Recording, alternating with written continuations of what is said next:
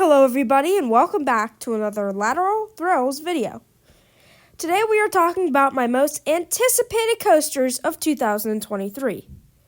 I go to Cedar Point very soon, so let's rank up 15 of my most anticipated credits. With this out of the way, let's start the rankings.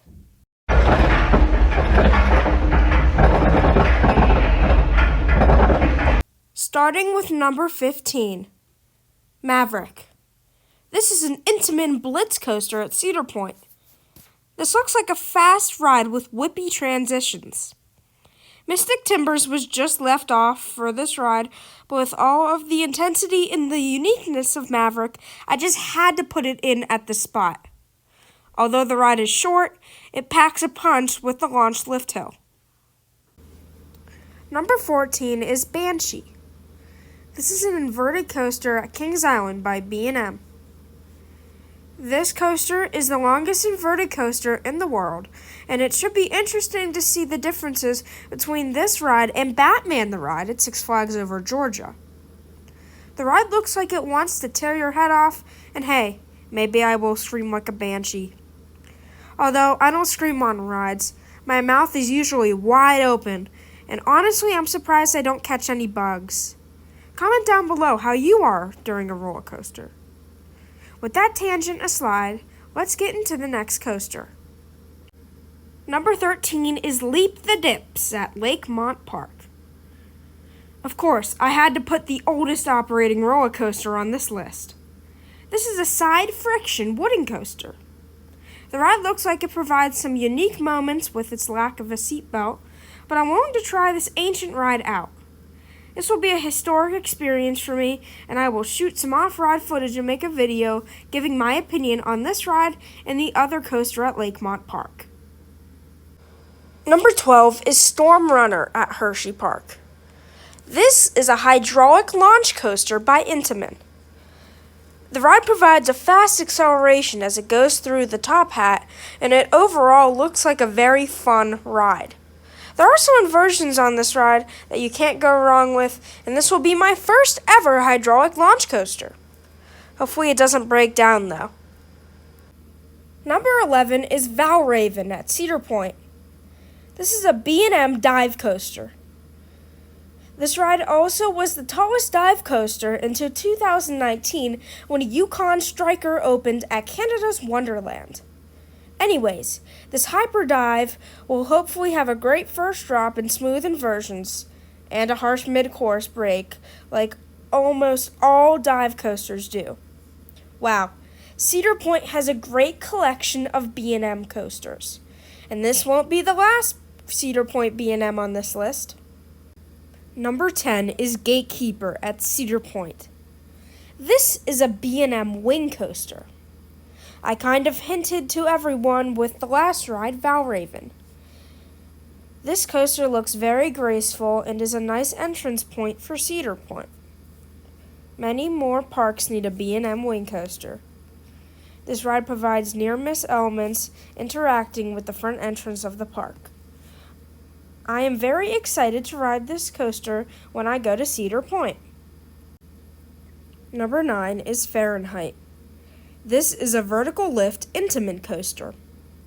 A very unique ride that definitely reminds me of a Gerstlauer Infinity and an Intamin Blitz coaster mixed together. This ride features very unique inversions and of course the vertical lift hill.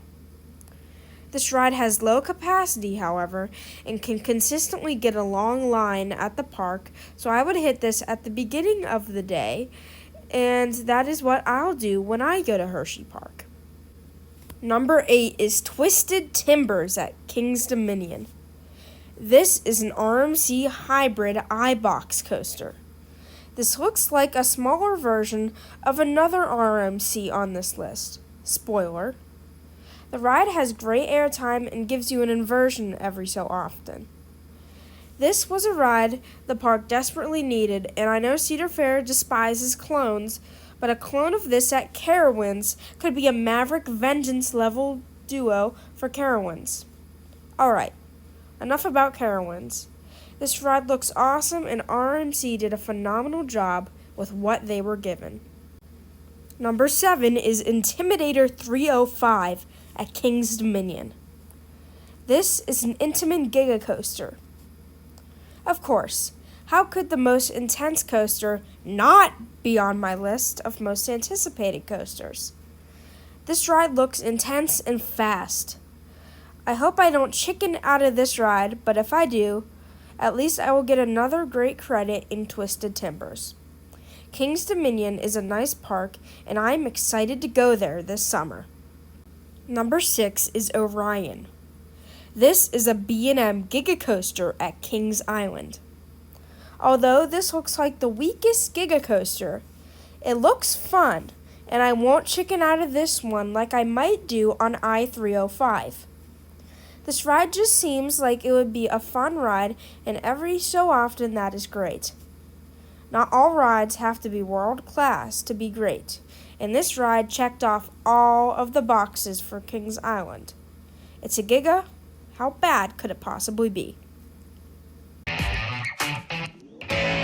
bad can I be? I'm truly sorry for the Lorax reference. I just had to reference that terrible, terrible song. Anyways, number 5 is Diamondback. This is a B&M hypercoaster at Kings Island. This does look like a better ride than Orion, as Diamondback has more sustained airtime and is also very fun. But this should not at all make people hate on Orion. Diamondback has floater airtime, and the splashdown at the end of the ride looks very cool. The ride also got a new repaint at the beginning of the season, so with Mystic Timbers and Diamondback, that area of Kings Island is home to amazing coasters. Number 4 is Millennium Force at Cedar Point. This is an Intamin Giga Coaster. This iconic ride looks very thrilling, and I know I will be terrified going up the cable lift. The ride is very fast and has some overbanked turns. The drop is very iconic, and I am very excited to ride this. There's a lot of Intamins and B&Ms on this list. Who would have thunk it? Overall, a great looking ride, and I am very excited to ride it. Number 3 is Wildcat's Revenge. This is an RMC iBox coaster at Hershey Park. This is a new for 2023 ride, and it seems like it is a great conversion of Wildcat. The best laterals on an RMC is an opinion of many enthusiasts across the state. The world's largest underflip is also on this ride. This ride also seems to have an ample amount of airtime as well. This will most certainly be a top 5 ride after the year is over, and I am really anticipating this ride. This coaster was the perfect addition to Hershey Park and gives the park a truly elite coaster that just looks fun. Number 2 is Steel Vengeance at Cedar Point.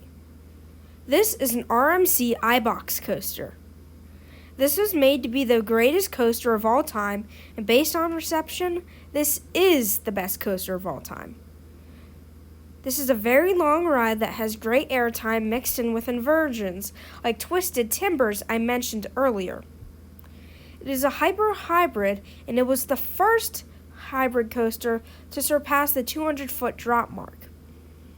I know this ride has long lines, but it seems like the line will most certainly be worth it for one of the best coasters of all time.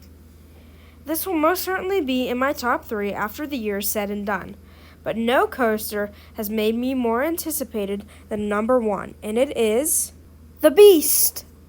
This is a wooden coaster built in-house at Kings Island. This is the longest wooden coaster in the world, and it has a supremely long ride time and also gets long waits. This ride also has highly praised night rides, which hopefully I get on a night ride at Kings Island in general. Kings Island is also known for great night rides. The anticipation for this ride started in 2022 when my dad told me of just how fun of a ride he had on the Beast, and the rest is history.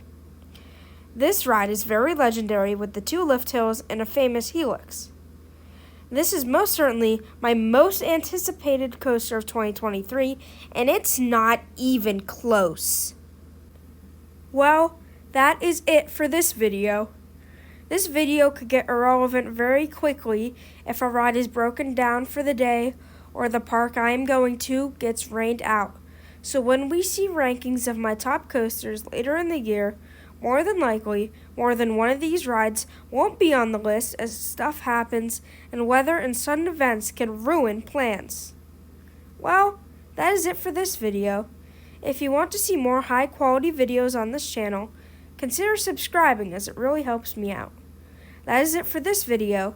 See you in the next one.